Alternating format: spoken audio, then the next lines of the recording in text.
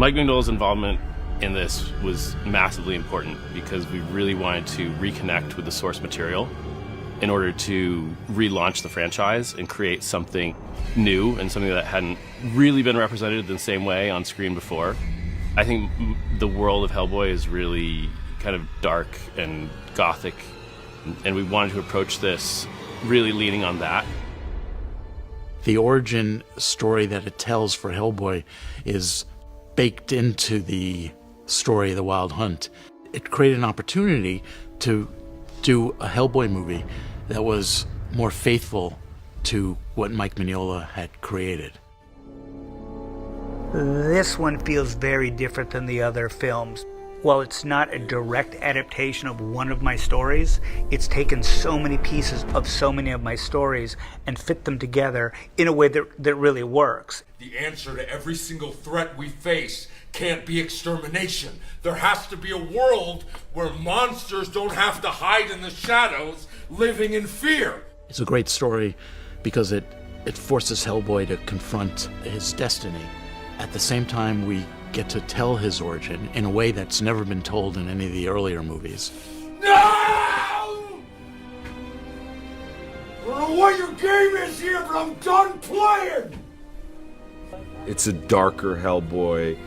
It's a Hellboy with more internal struggle and with more sort of torture. And then it's also a more horror gothic Hellboy than the other ones. There are so many moments that are directly from the comic. There's so much dialogue in the script that is taken directly from the comic. With 25 years of a comic book, you've got so many different stories and so many different characters to pick and choose from. And I think with this one, the focus is one particular story, but bringing in enough elements from the other Hellboy stories and the Hellboy-related characters that you get the story I created, but you also get a look at a bigger Hellboy world.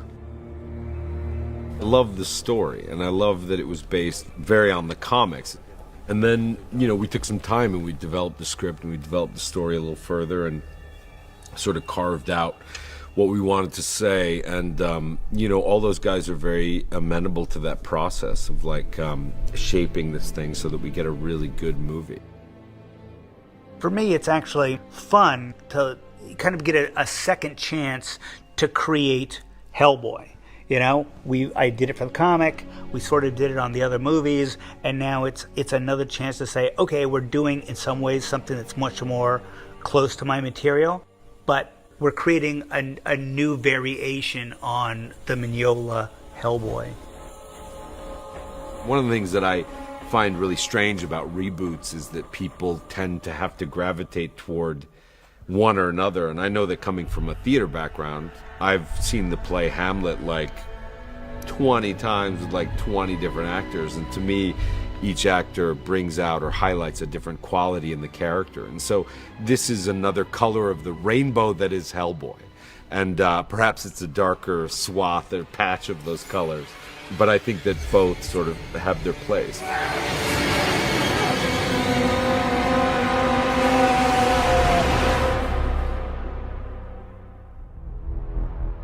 I had been playing this role on a television show where he was kind of wildly out of shape and stuff. So I wound up going to the gym a lot and just getting strength training and worked on explosive power moves and some powerlifting. And then I got here to Bulgaria, and for a couple weeks before, I did a lot of stunt training with the guys here. And it's been great.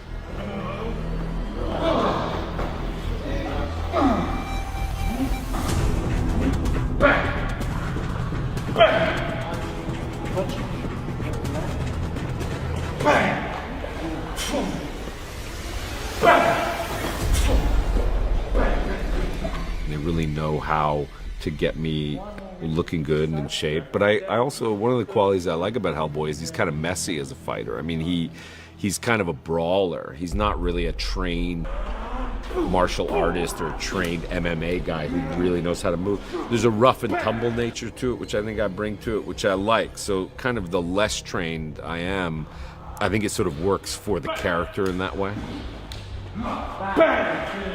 Because it is such a different entity, I needed something to rehearse before so that I could understand the dynamics of how it reads, like something as big as this and something as dramatic as this. So I went to a sporting goods store in New York and I got a wetsuit, which I applied like a bunch of weird stuff to, and I got a boxing like sparring gear that I put some stuff and some hair onto, and I got like a big old hockey glove and some shin pads that I sewed together for like the big hand and stuff.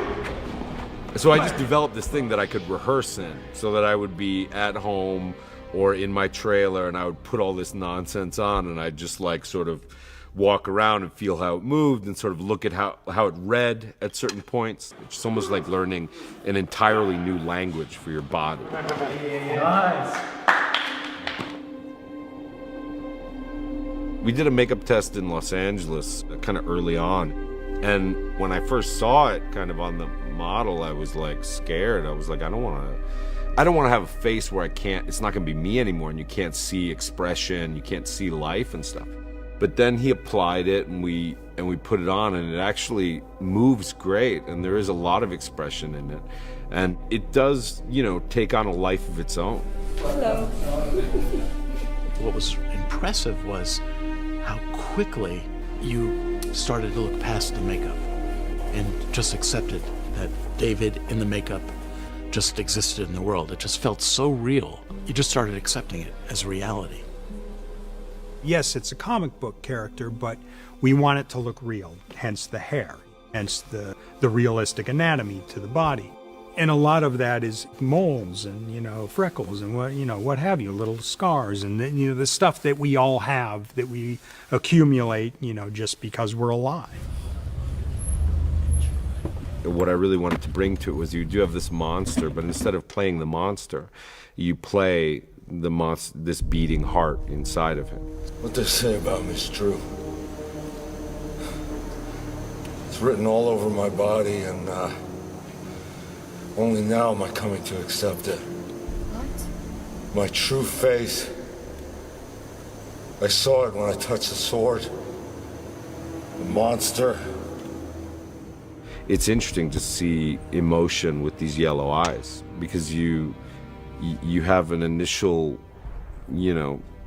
kind of scared feeling about these eyes and this whole thing. It's snake-like, it's demonic. Hello, son.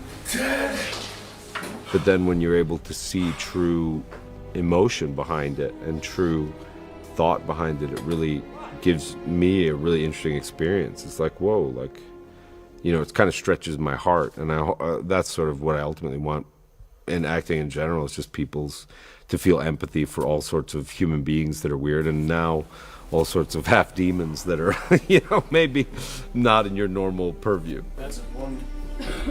I think there's one critical way that this movie reveals Hellboy in a way that's never been done before, and that is largely due to David Harbour's performance. The emotional journey that this character goes on is much richer than anyone will be expecting.